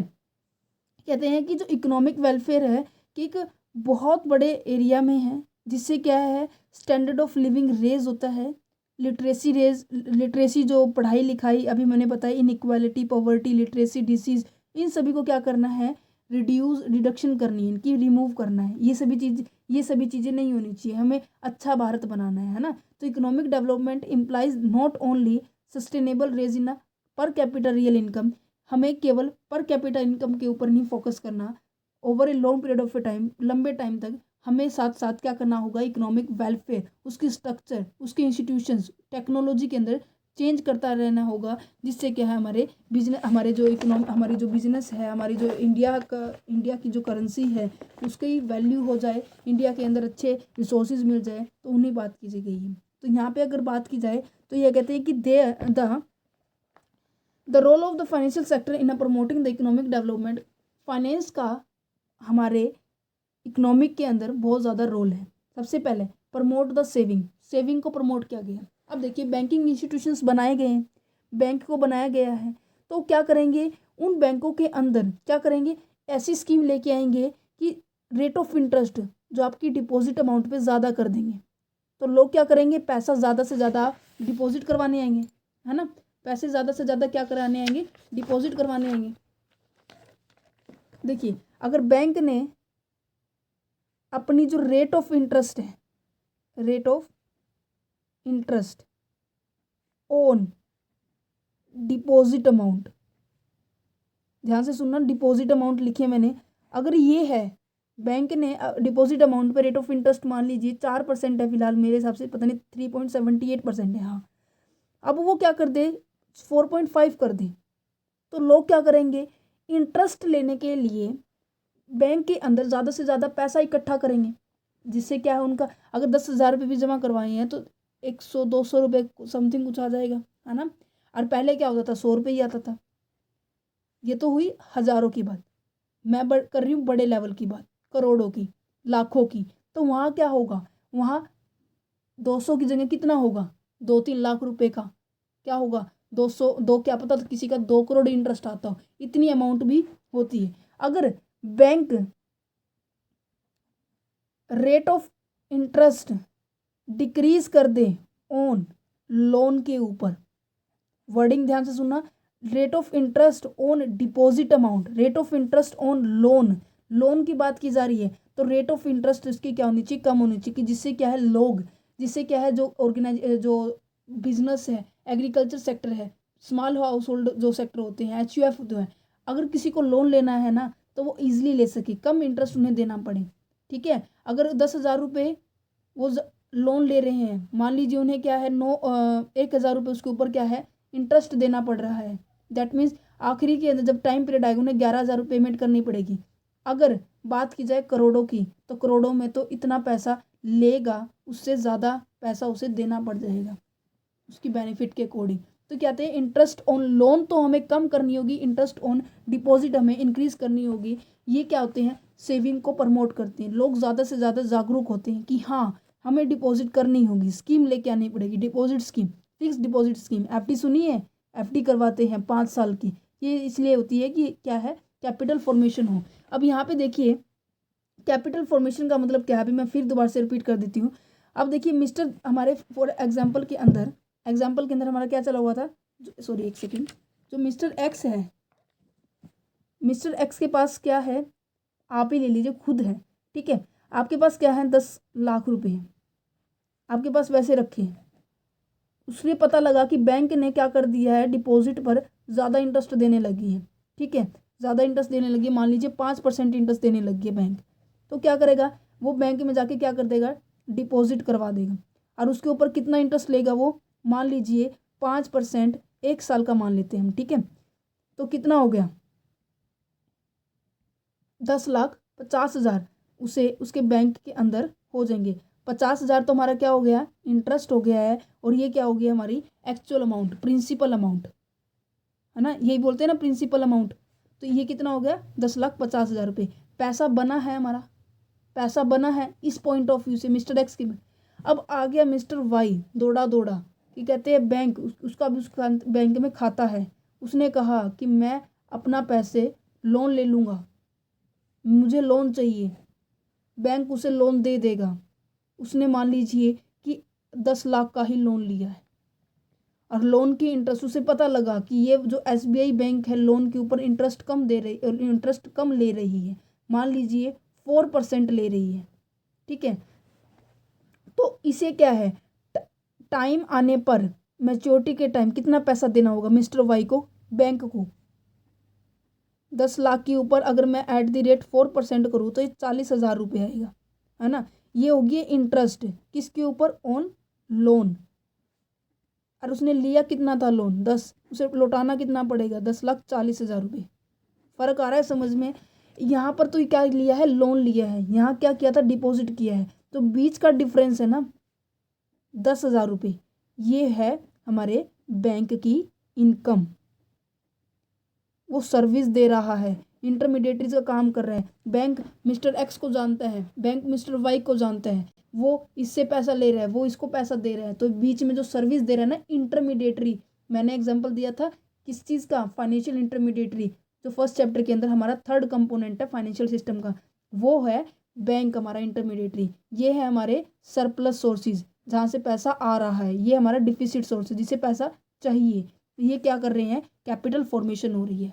इस तरह से 10,000 रुपये क्या हुआ, इनकम हुई, ये फिर कहीं और इन्वेस्ट करेगा। इसी तरह से आप हमेशा ये याद रखना कि जो आपका पैसा है, मान लीजिए आपके बैंक के अंदर आपके 10-15 लाख रुपए अगर पड़े हुए हैं, तो ये मत समझना कि आप वे वहीं रखे हैं, नहीं, वो आगे मोनेटाइज होते हैं। दैट मीन्स वो बैंक किसी और सेक्टर को दे देता है, मान लीजिए किसी बिजनेस इंडस्ट्री को दे दिए, उन्होंने लोन लेते हैं वो बड़ी बड़ी इंडस्ट्री, ये तो है नहीं कि सारा पैसा लेंगे, तो बैंक से ही लोन लेते हैं ना। तो उसने बैंक से लोन लिया, उसने आगे ट्रांसपोर्ट किया, मैन्युफैक्चरिंग इंडस्ट्री को दिया, उसने कहीं और दिया, तो पैसा ऐसा घूमता रहता है। तो इस तरह से हमारी कैपिटल फॉर्मेशन होती है, कैपिटल की साइकिलिंग होती है। नेक्स्ट आता है helpful in investment of saving. Investment saving करने में हमारी हेल्पफुल होती है। देखिए ये क्या कहते हैं कि economic development depend upon the rate of the capital formation. हमारी इकोनॉमिक डेवलपमेंट किसके ऊपर डिपेंड होती है, हमारी कैपिटल फॉर्मेशन। ये तो छोटी अमाउंट है, बट बड़ी बड़ी अमाउंट, हम इकोनॉमिक की बात कर रहे हैं तो वहाँ पर करोड़ों की बात होती है, अरबों की बात होती है। ठीक है, capital formation depend upon the investment of saving. Investment करोगे तभी आपकी सेविंग होगी तभी आपको इंटरेस्ट मिलेगा। Such saving be invested in agriculture. और उन सेविंग को, जो आपने पैसा इन्वेस्ट किया है, जो आपने पैसा लगाया है, जो आपने डिपॉजिट करवाया है, उसको कहाँ यूज़ करेंगे, हम एग्रीकल्चर के अंदर यूज़ करेंगे, इंडस्ट्री सेक्टर के अंदर यूज़ करेंगे, इंफ्रास्ट्रक्चर के अंदर यूज़ करेंगे। ठीक है, financial institutions mobilise saving and convert in saving in the productivity investment. जो पैसा है उसे हम अच्छे जगह यूज़ करेंगे। ये 10 लाख जो थे बैंक ने ऐसे पर्सन को दिया जो मान लीजिए एग्रीकल्चर फार्मर था, उसने उसको 10 लाख रुपए दे दिए, तो उसे क्या है, अच्छी जगह यूज़ किया है। तो इसलिए कहते हैं कि सेविंग होगी तभी आप इन्वेस्टमेंट कर सकते हो। फिनांस हमारे इकोनॉमिक डेवलपमेंट में ये करता है, ठीक है, कि पैसों की कमी नहीं होने देता, ठीक है। अवेलेबल ऑफ क्रेडिट, क्रेडिट का मतलब क्या होता है कि आपको उधार में पैसा कौन देता है, फाइनेंशियल इंस्टीट्यूशंस देते हैं, बैंक देते हैं। अभी हमने पढ़ा था ना कि ये जो फाइनेंशियल इंस्टीट्यूशंस है, ये इंस्टीट्यूशन है, आप यहाँ जाके पैसा डिपॉजिट करवाते हैं और आप ये जो जिनको चाहिए होता है वो पैसा वहाँ से ले लेते हैं।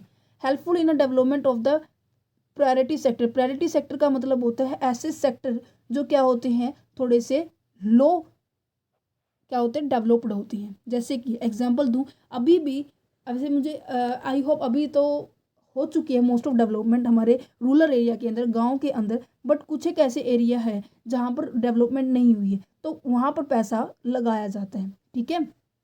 स्मॉल स्केल इंडस्ट्री वहाँ पर अपना पैसा लगा लेती है, ठीक है, हमें उन्हें पैसा उधार पे दे देते हैं, वो वहाँ पे डेवलपमेंट करते हैं। Helpful in balance regional development, ये क्या है, फिनांस जो मार्केट है, फिनेंशियल जो इंस्टीट्यूशंस है वो हमारे क्या है, इकोनॉमिक को बैलेंस करने में हेल्पफुल होती है। Bank specially reserve bank, reserve regional rural bank have undertake the massive expansion of the bank. ये कहते हैं कि जो रीजनल रूरल बैंक है, जैसे कि नाबार्ड सबसे इसके अंदर सबसे पहले आता है। नाबार्ड जो है ये एक ऐसा बैंक है जो हमारे इकोनॉमिक को क्या कर रहा है, डेवलप कर रहा है, नई नई ब्रांचेस हमारे रूरल एरिया के अंदर सेटअप कर रहा है। यहाँ पे क्या कर रहा है, massive expansion of bank, means कि आज मान लीजिए किसी गाँव के अंदर XYZ गाँव के अंदर पहले बैंक नहीं था, गवर्नमेंट ने स्कीम लेके आई, वहाँ बैंक आया, बैंक से वहाँ पे ब्रांच खुली, ठीक है। जैसे कि एक हेड होता है, दिल्ली के जो लगने वाले जो गांव होते हैं, दिल्ली में एक बैंक खुला, बैंकों की ब्रांच उनके गांव के आसपास खुली, ठीक है। तो इस चीज़ को मैटर करता है, तो ये बैलेंस करता है। अगर इस वाले एरिया के लोगों को पैसा चाहिए तो अपने एरिया के अंदर जाएंगे, ये नहीं है कि वो भागे भागे यहाँ आएंगे, शहर के अंदर आएंगे। तो ये होता है बैलेंस करना। रिमोट एरिया के अंदर, विलेज के अंदर bank provide the concessional loan, concessional loan समझ में आ गया, सस्ते में लोन देना, ठीक है। To industry unit in notified backward area, ऐसे एरिया के लोन प्रोवाइड करना जो बहुत ही क्या है, गरीब है, ऐसे एरिया को प्रोवाइड करना लोन कंसेशनल रेट पर, उसे कहेंगे बैलेंस करके चलना। अब देखिए यहाँ पर तो क्या है, लोगों को पैसा ज़्यादा दे रही है, यहाँ पर कई बार क्या होता है कि ज़्यादा पैसा देने से, लोन देने से मार्केट के अंदर पैसे की वैल्यू घट जाती है। पता है, जैसे जो चीज़ आपके पास सबसे ज़्यादा होती है आप उसकी इतनी इज्जत नहीं करते हैं, है ना, उतनी इज्जत नहीं करते हैं, तो क्या करेगी, जब मार्केट के अंदर पैसे की वैल्यू कम हो जाती है तो क्या करते हैं, इंटरेस्ट ऑन लोन इंक्रीज कर देते हैं और इंटरेस्ट ऑन डिपॉजिट डिक्रीज कर देते हैं, कि लोगों को उस पैसे की कीमत का पता लगे कि एक्चुअल में है क्या पैसा हमारे लिए। तो ये क्या होता है, पूरा एक मतलब कि ये कहते हैं ना कि जाल, मार्केट एक पूरी तरह से जाल है, हर जगह ये सभी चीज़ें होती रहती है। Helpful in promote the export, export तो नॉर्मल सी बात है, अगर आपके पास पैसा होगा, अगर किसी ने आपके पास पैसा होगा, आपको बाहर से सामान मंगाना है तो आप नॉर्मली मंगा सकते हैं, किसी से लोन लेने की ज़रूरत नहीं होती। आपके मार्केट के अंदर पैसा है तो आप क्या है, सामान मंगा सकते हैं। बड़ी बड़ी इंडस्ट्री की बात की जाए तो वो ऐसी जगह एक्सपोर्ट करना बहुत इजीली हो सकता है। Bank also provide the bank guarantee to exporter while the exporting and goods and the raw material. EXIM bank इनके लिए स्पेशल है।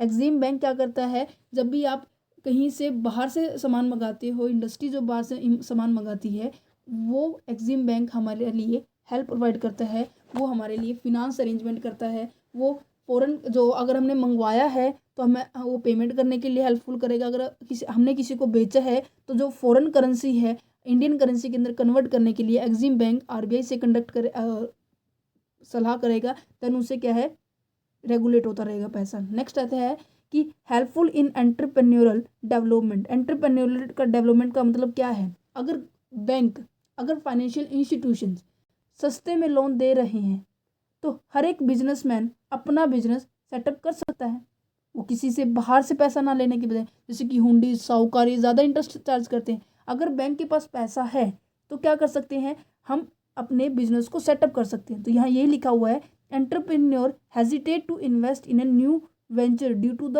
Lack of fund. जो एंटरप्रेन्योर होते हैं वो पैसे को अपने बिजनेस को खोलने के लिए हेजिटेट करते हैं क्योंकि उनके पास पैसा नहीं होता। ठीक है, फाइनेंशियल इंस्टीट्यूशंस क्या करते हैं, लोन प्रोवाइड करते हैं उस एंटरप्रेन्योर को कि वो अपने नया बिजनेस सेटअप करे, एक्सपेंड करे अपनी यूनिट को। ठीक है, bank also help in a public issue of the shares debenture. Bank shares भी इशू करता है, डिबेंचर्स भी इशू करता है। ठीक है, ये मतलब कि पूरी तरह से बिजनेस को, इकोनॉमी को डेवलप करने के लिए बैंकों ने, फाइनेंशियल इंस्टीट्यूशंस ने, आरबीआई ने, जो भी सेक्टर है जो पैसा देता है उन सभी ने अच्छा योगदान दिया हुआ है। ठीक है, ये कहते हैं कि financial institutions give the guarantee to the issuing company that is a case the public company does not subscribe the whole issue of the share, the financial institutions will purchase the unsubscribed share.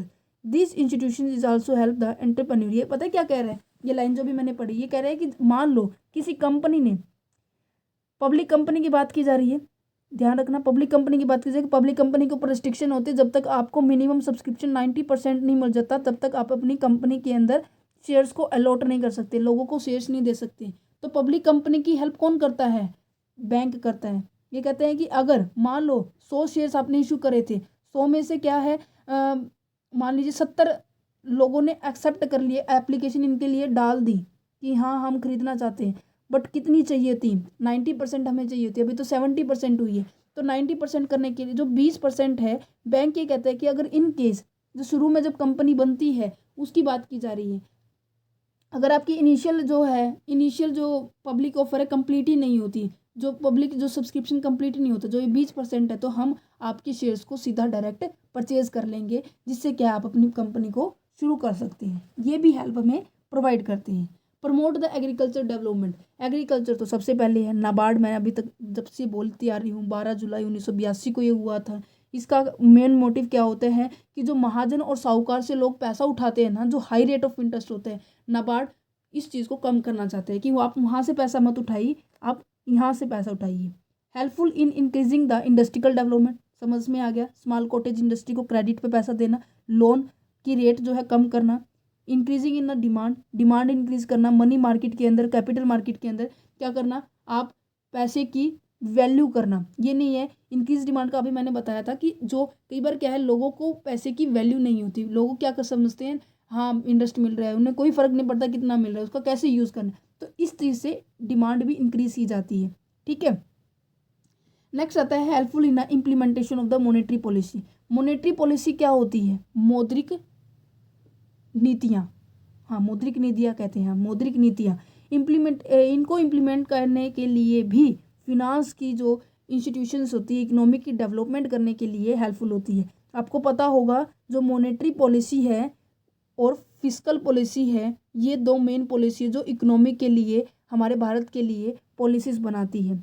ठीक है, इसमें सारी की सारी policy पैसों से संबंधित होती है। To achieve the objective of the monetary policy of a country, corporation of a commercial bank of a great significance, this bank expand और कॉन्ट्रैक्ट भी बोल देते हैं, सुकड़ना बोलते हैं इसको। ये कहते हैं कि ये जो बैंक है हेल्प करते हैं एक्सपेंड करना और कंट्रैक्ट करना, किस चीज़ को, क्रेडिट को। क्रेडिट मार्केट के अंदर लोग ज़्यादा क्रेडिट ले रहे हैं, उसके ऊपर भी कंट्रोल हो जाएगा। मार्केट में क्रेडिट ही नहीं ले रहे, उसके ऊपर भी कंट्रोल हो जाएगा। कैसे, इंटरेस्ट रेट को इंक्रीज डिक्रीज करके। ये हम पढ़ेंगे हमारे 9 चैप्टर के अंदर क्रेडिट कंट्रोल के ऊपर। ठीक है, प्रमोट द एम्प्लॉयमेंट क्यों प्रमोट करेगा, अब देखो यहाँ पे एंटरप्रेन्योर सेट हो गई, तो यहाँ पे काम करने के लिए लोग चाहिए होंगे ना, पब्लिक जो चाहिए होगी ना, पब्लिक चाहिए होगी तभी तो आप क्या कर सकते हो, अपने बिजनेस को चला सकते हो। तो पब्लिक चाहिए तो एम्प्लॉयमेंट होगा तो लोगों के पास पैसा आएगा तो क्या होगा, लिविंग स्टैंडर्ड इंक्रीज होगा। ठीक है, ये सभी चीज़ें क्या थी, हमारी इकोनॉमिक फिनांस का इकोनॉमिक डेवलपमेंट में क्या रोल है, क्या एडवांटेज है, वो बात की थी। दैट मीन्स ओवरऑल अगर बात की जाए तो हर जगह क्या कर रहा है, इंटरेस्ट की बात की जा रही है, पैसे को सेव करने की बात की जा रही है, पैसे को अच्छी जगह यूज़ करने की बात की जा रही है। अब हम बात करने वाले इसकी weakness of Indian financial system की। इंडियन फाइनेंशियल सिस्टम की क्या क्या वीकनेस है। सबसे पहले आता है lack of coordination among the financial institutions. ये कहते हैं कि इतने सारे इंस्टीट्यूशंस हैं, मैंने लिस्ट दिखाई है ना, अभी जो लास्ट चैप्टर के अंदर हम पढ़ेंगे, लिस्ट जो क्या है 10 से 11 से 12 ऐसे बैंक हैं जो फिनांस प्रोवाइड करते हैं। इनके बीच में कोऑर्डिनेशन इस्टेब्लिशमेंट करना बाय द आरबीआई, क्योंकि आरबीआई इन्हें रेगुलेट करता है ना, आरबीआई इन्हें रेगुलेट करता है। इनके बीच में कोऑर्डिनेशन बनाना, अच्छे से इनके लिए पॉलिसी बनाना, इनके लिए पैसा अरेंज करना, आरबीआई ऊपर से पॉलिसी बनाती है ना। ये कहते हैं कि multiple of the financial institution of India there is a lack of coordination in the working of these institutions. इनके बीच में कोऑर्डिनेशन नहीं बैठ सकता। हिंदी में पता नहीं क्या बोलते हैं, वैसे मुझे आना चाहिए हिंदी में कोऑर्डिनेशन को क्या बोलते हैं। क्या करें, शुरू से ही इंग्लिश मीडियम में पढ़े हैं, अभी मैं क्या करूं।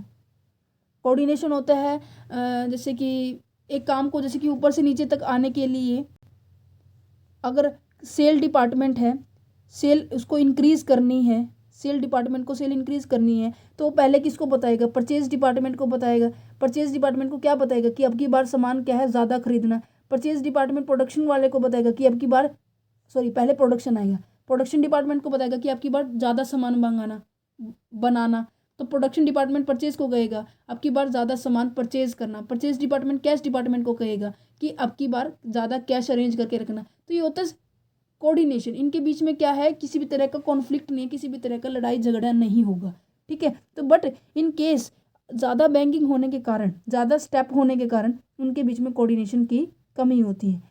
RBI, SEBI and government issue regulations for these financial institutions and control their authority, yet the lack of the coordination among the financial institutions operation in India in capital market, also the 17 stock exchange in India, where is the terminal throughout the country, where is a lack of the coordination। ये कहते हैं कि इतने बड़े area में हमारी banking की जो ब्रांचेज है इतनी फैली हुई है, 17 तो स्टॉक एक्सचेंज है हमारे इंडिया के, जो अक्रॉस द कंट्री भी हैं, विद इन अ कंट्री भी हैं, तो उनके बीच में कोऑर्डिनेशन बना के रखना बहुत ज़्यादा मुश्किल है। नेक्स्ट आ जाता है problem of non performing assets. Non performing assets का मतलब पता है क्या होता है? नॉन परफॉर्मिंग एसेट्स का मतलब होता है, इसके लिए ना मैंने एक अलग से वीडियो बना रखी है, नॉन परफॉर्मिंग एसेट्स कौन सी होती है, परफॉर्मिंग एसेट्स कौन सी होती है। आप उस वीडियो को ज़रूर देखना, बिल्कुल ही 4 से 5 मिनट की है, आप उसको देखोगे तो आपको प्रॉपर क्लियर हो जाएगा। ये आपके टॉपिक के अंदर भी है, आई होप इसी के अंदर भी है, इसी के अंदर है, हाँ इसी के अंदर है मेरे हिसाब से। मैं आपको बताती हूँ कौन सा चैप्टर है नॉन परफॉर्मिंग एसेट्स का। ये देखिए, नॉन परफॉर्मिंग एसेट्स के ऊपर मैं ऑलरेडी वैसे वीडियो बना चुकी हूँ, क्या क्या प्रॉब्लम्स आती है आप उसको देख लीजिए, मेरी प्लेलिस्ट के अंदर मिलेगा। अगर आपको नहीं मिलता प्लेलिस्ट के अंदर तो क्या करना है, आपको लिखना है non performing assets by conceptual study point, then आपको मिल जाएगी, ठीक है। नेक्स्ट आता है डोमिनेंस ऑफ ए बैंकिंग और इंडियन फाइनेंशियल सिस्टम। ये कहते हैं कि कमी आना किसमें बैंकों की इंडियन फाइनेंशियल सिस्टम के अंदर कमी आना। दैट मीन्स ज़्यादा से ज़्यादा क्या करते हैं लोग, देखिए इसको पढ़ के करते हैं। कहते हैं कि industrial unit meet their financial needs large through the bank से पैसा लेते हैं लोग जिनको ज़रूरत होती है। Their dependence on a public fund is too much, जहाँ पर आपकी डिपेंडेंसी ज़्यादा होगी। अब लोग सेव करना नहीं जानते, अब क्या कर रहे हैं, जब पैसा चाहिए तभी उधार ले लो, तब पैसा चाहिए तभी उधार ले लो। ये नहीं देख रहे कि जब हमें पैसे की ज़रूरत पड़ेगी, इन फ्यूचर में ज़रूरत पड़ेगी, तो कुछ ना कुछ सेविंग करके रखनी चाहिए ना, ओवन सोर्सेज का यूज़ करना चाहिए ना, जिससे क्या है कंपनी के अंदर लायबिलिटी की सेक्शन क्या है कम नज़र आए, हमारी एसेट्स ज़्यादा नज़र आए, है ना। तो ये कहते हैं कि इस कारण से so that the need not always raise fund through the capital market. हमेशा ज़रूरी नहीं होता कि कंपनी के अंदर भी बैंकों के अंदर भी पैसों की कमी आती है, जिसके कारण हर बार आपकी जो नीड है कैपिटल मार्केट से पूरी नहीं हो सकती। Dominance of the bank in industrial finance result is a less development of other financial institution of a money market and the capital market. यही कारण है कि लोग क्या करते हैं, ज़्यादा सेविंग नहीं करते, इसी कारण से ज़्यादा उधार लेते हैं। जब चाहा उधार लेते, उधार के ऊपर इंटरेस्ट भी देना पड़ेगा, तो दैट मीन्स आपको एक्स्ट्रा पैसे देने पड़ेंगे। इसलिए डोमिनेंस, कमी आ रही है। डोमिनेंस का मतलब होता है कमी होना बैंक के अंदर फिनांस की। एक्सेसिव गवर्नमेंट कंट्रोल, अब देखिए जो आरबीआई है, आरबीआई के ऊपर पूरी तरह से गवर्नमेंट का कंट्रोल है। कोई भी, अब देखिए ना, मैं आपको वैसे बता देती हूँ, जो आरबीआई है सभी बैंकों के ऊपर रेगुलेट करते हैं, ठीक है। बैंक्स के ऊपर रेगुलेट करते हैं। जो इंश्योरेंस कंपनीज होती है, इंश्योरेंस कंपनी होती है, उसके ऊपर IRDA रेगुलेशन करते हैं अकॉर्डिंग टू 1999 के अकॉर्डिंग। ये 1935 के अकॉर्डिंग हुआ था। बट बैंकों के ऊपर भी रेगुलेशन करते हैं हमारे 1949 बैंक रेगुलेशन एक्ट के अंदर रेगुलेशन होते हैं। अब इतने सारे एक्ट बनाए हुए हैं इनके लिए, इतनी सारी पॉलिसी बनाई हुई है, तो गवर्नमेंट का रेगुलेशन ज़्यादा हो रही है, गवर्नमेंट की इंटरफेरेंस ज़्यादा हो रही है। तो ये कहते हैं कि थोड़ा सा रूल रेगुलेशंस को regarding these institutions are frame by the government के द्वारा काफ़ी सारे रूल रेगुलेशन बनाए हुए, तो उन रूल रेगुलेशन को थोड़ा सा कम किया जाए। काफ़ी सारी फैसिलिटी करनी पड़ती है, काफ़ी सारे क्या मान लीजिए आपको लोन चाहिए ना, तो पहले आपको फॉर्म फिल करना पड़ेगा। फॉर्म फिल करने के बाद आपको क्या है, ID प्रूफ देनी पड़ेगी, सिक्योरिटीज़ देनी पड़ेगी, है ना, ID प्रूफ देनी पड़ेगी, सिक्योरिटी देनी पड़ेगी, है ना। और क्या है, आपको कुछ एक सिग्नेचर्स भी मैच करने होंगे आपके, जो क्या है आपकी गवाही देने के लिए 2 पर्सन भी चाहिए होते हैं। तो इन सभी फैसिलिटीज़ को करने के लिए कौन करेगा इतनी लंबी फैसिलिटी, है ना। इन सभी से बचने के लिए लोग क्या करते हैं, जो गांव के लोग होते हैं लगभग, वो क्या करते हैं, महाजन साहूकार से पैसा ले लेते हैं, क्योंकि उन्हें इन सभी चीज़ों की नॉलेज नहीं होती। वो क्या कहेंगे, क्या करेंगे हम इन बैंकों में चक्कर करेंगे, मतलब कि चक्कर काटेंगे, हम क्या करेंगे, सीधा इनसे पैसा ले लेते, कोई बात नहीं, हमें थोड़ा सा इंटरेस्ट ज़्यादा पे करना पड़ेगा। तो हमारे पास इन सभी चीज़ों की नॉलेज नहीं होती।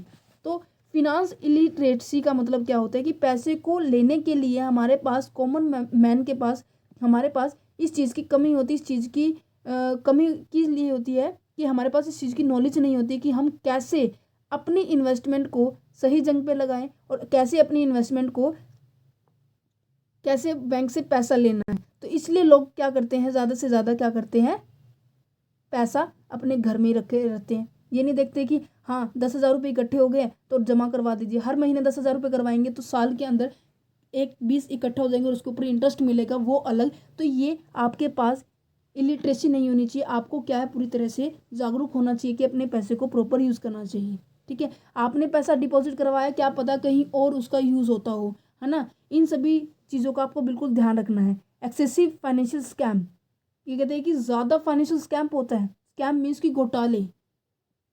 अब यहाँ पे देखो, मोटे मोटे अक्षरों में, मोटे में तो नहीं, मैं मोटा कर देती हूँ।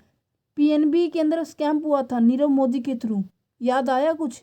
ये कहते हैं कि bank scam and the stock scam are very common, बहुत कॉमन, क्योंकि इतनी सारी इंडस्ट्री है, इतने सारे बैंक बने हुए हैं, इतने सारे इंस्टीट्यूशंस बने, इतने सारे ब्रांचेस बने हुए हैं, उन सभी के अंदर स्कैम होना नॉर्मल सी बात है। नीरव मोदी क्या है, घोटाला, पैसे लेकर बाहर विदेश के अंदर भाग गया है, इंडिया का पैसा वहाँ लेकर भाग गया है। तो क्या है, ये सभी चीज़ें होती रहती हैं। लैक ऑफ द, इनको सभी को कम करने के लिए ज़्यादा से ज़्यादा क्या करना पड़ेगा हमें, और अच्छे से काम करना होगा। Lack of the development of the money market, money market के अंदर डेवलपमेंट क्यों नहीं होती। देखिए, मनी मार्केट का मतलब क्या होता है, जो शॉर्ट टर्म होती है, वो हम अभी 3rd चैप्टर करेंगे, उसके अंदर पूरा डिटेल में पढ़ेंगे। ठीक है, जैसे कि treasury bill, cash management bill, commercial bill, certificate of deposit, ये सभी क्या होते हैं, मनी मार्केट होती है। मनी मार्केट क्या होते हैं, is a important constitution in the financial system. Money market is a less development comparison to the capital market. कारण क्या है, पता है कि मनी मार्केट कम डेवलप्ड है कैपिटल मार्केट के, क्योंकि ये थोड़े टाइम के लिए इसमें पैसा डिपॉजिट, पैसा विड्रॉल कर सकती है।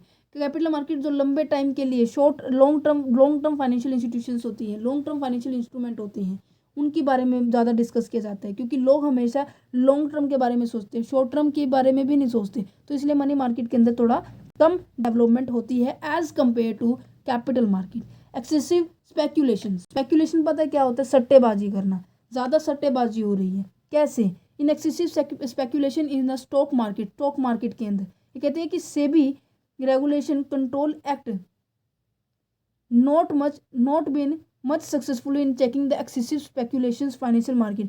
कहते हैं कि जो सेबी ने रूल रेगुलेशन बनाए हुए हैं ना, वो अपनी रूल रेगुलेशन के ऊपर खरा नहीं उतर रही, अपनी रूल रेगुलेशन के ऊपर सही ढंग से काम नहीं कर रही, जिससे कारण क्या है, जो बड़े बड़े इन्वेस्टर्स होते हैं ना, वही सारी मार्केट को अपने हाथ में रखते हैं। अब मान लीजिए आपने 10,000 शेयर्स परचेज करे हैं, ठीक है, उनकी वैल्यू आज नॉर्मल है, कल ये था कि इंक्रीज होगी, बट बड़े बड़े बिजनेसमैन क्या करते हैं, उनकी वैल्यू डिक्रीज कर देते हैं। ये फंडा बहुत बड़ा है, आप उसको इतना ध्यान मत दीजिए, बट हाँ ये बात है कि जो स्टॉक मार्केट होती है वो हमेशा बड़े इन्वेस्टर्स के हैंड में होती है, बड़े इन्वेस्टर्स के हाथों में होती है, क्योंकि वो ज़्यादा बल्क अमाउंट में सिक्योरिटी परचेज कर लेते हैं अब किसी ने 10,000 खरीदी है, 12,000 खरीदी है, पर वो क्या करते हैं, लाखों करोड़ों में क्वांटिटी खरीद लेते हैं, जो बड़े बड़े बिजनेसमैन होते हैं।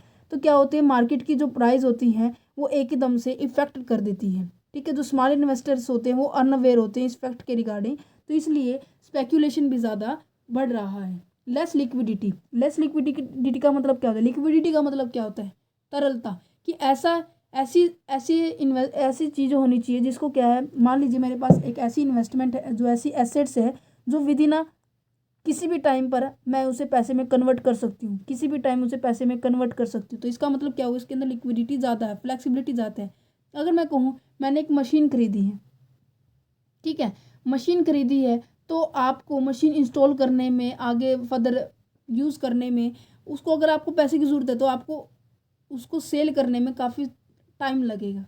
अगर मैं यहाँ पे लिक्विडिटी का एग्जांपल, तो क्या है कि ऐसी सिक्योरिटी, ऐसी जैसे शेयर्स, इसका बेस्ट एग्जांपल शेयर्स, डिबेंचर, जब आपको पैसे की ज़रूरत होती है तभी उन्हें बेच देते हो। तो ये कहते हैं कि ऐसी investors face difficulty in converting their security into the cash. अपनी सिक्योरिटी को कैश में कन्वर्ट करने के लिए, सिक्योरिटी क्या है, क्या शेयर्स, डिबेंचर्स, बॉन्ड्स, इन्हें बोला जाता है। जो म्यूचुअल फंड में हम इन्वेस्ट करते हैं उन्हें बोला गया है, वहाँ पर थोड़ा सा लिक्विडिटी नहीं है। नेक्स्ट को पॉइंट आता है less penetration of financial institution in rural area. ये कहते हैं कि जो रूरल एरिया के अंदर क्या है, आपने बैंक बना दिए, बड़े बड़े बैंक इस्टेब्लिशमेंट कर दिए, बट वहाँ पर पैसा नहीं है, अच्छे से फैसिलिटी नहीं देते हैं लोग, जो सरकारी जो संस्था के जो लोग हैं उस बैंक के अंदर काम करने वाले हैं, वो टाइम पे आते नहीं हैं, और उनकी सर्वर डाउन रहता है, मशीन नहीं चलती, ये नहीं होता। अब देखिए रिसेंट का एग्जांपल है सेंट्रल बैंक, ये तो क्या है, रूरल का है। रूरल बैंक के अंदर क्या कहें कि अगर इन सभी चीज़ों को देखा जाए कि एम्प्लॉय नहीं आ रहा, बैंक में पैसा नहीं है, फॉर्मेलिटीज़ करनी पड़ रही है, वीकनेस है, काफ़ी सारी वीकनेस हो रही है, वीकनेस इंफ्रास्ट्रक्चर से, तो क्या करेंगे, जो पर्सन है सबसे ज़्यादा डिपेंड किसी ऊपर होंगे, अनऑर्गेनाइज्ड सेक्टर के ऊपर होंगे। अनऑर्गेनाइज सेक्टर वो सेक्टर होता है जिसके अंदर किसी भी तरह की रूल रेगुलेशन पॉलिसी नहीं होती, आप सीधा जाके डायरेक्ट पैसा ले सकते हैं। वो कौन से हैं, महाजन, साहूकार, इंडिजियस, बैंकर, मीन्स की कमीशन एजेंट, है ना। अब जैसे कि आपको इसका सही छोटा सा एग्जांपल दूं, अगर आपको 100 रुपये के खुले चाहिए ना, तो आपको 110 120 रुपये देने पड़ेंगे। वो 120 रुपये जो 20 रुपये जो एक्स्ट्रा देने पड़े हैं ना आपको, वो क्या है, इनका कमीशन होता है, महाजन का। अब मैं ये तो छोटे से 100 रुपये की बात हुई, करोड़ों की बात होती है तब ये देखो कितना मोटा मोटा पैसा चार्ज करते होंगे, है ना। तो weak management of the stock exchange के अंदर कमजोर मैनेजमेंट है, तभी तो स्पेकुलेशन हो रहा है, रूल रेगुलेशन प्रॉपर फॉलो नहीं हो रहा है। Failure in checking on the insider trading को चेक करने के लिए भी फेलियर होता है, क्योंकि इतनी सारी संस्था बनाई हुई, इतना सारा उन्हें काम है, इतनी सारी, ना तो वो नौकरियां निकालते हैं, ना ही वो अच्छे से काम करते हैं। तो इसलिए कारण से क्या होता है, हमारे इंडिया के अंदर ये कुछ एक कमियां हैं फाइनेंशियल इंस्टीट्यूशंस के रिगार्डिंग, जिससे क्या इकोनॉमिक डेवलप नहीं होता है। नेक्स्ट जो पॉइंट है, financial sector reform in India. ये जो पूरी तरह से है, अब मैंने आपको बताया है, ये हमारा लास्ट चैप्टर है, ये हमारा लास्ट फर्स्ट सेकंड चैप्टर है, सेबी का थर्ड चैप्टर है। मीन्स की जो ये पॉइंट है ना, पूरे चैप्टर है, इनको हम चैप्टर टू चैप्टर करते रहेंगे, ठीक है। क्रेडिट कंट्रोल का 9 चैप्टर है। इसी के साथ हमारा जो चैप्टर नंबर 2 है, financial system and economic development, ये हो गया हमारा कंप्लीट। अगर किसी को कोई भी डाउट है तो आप मुझसे पूछ सकते हैं, और कमेंट के अंदर भी डाल सकते हैं, टेलीग्राम ग्रुप में भी डाल सकते हैं। So thank you for watching this video, have a nice day. और ज़्यादा से ज़्यादा वीडियो को शेयर करना, ठीक है, क्योंकि ज़्यादा टाइम लगता है भाई बनाने में, अपलोड करने में, ठीक है। इन सभी चीज़ों का सिस्टम बहुत लंबा होता है। सो आप मुझे सपोर्ट कीजिए, वीडियो को ज़्यादा से ज़्यादा शेयर कीजिए। Thank you.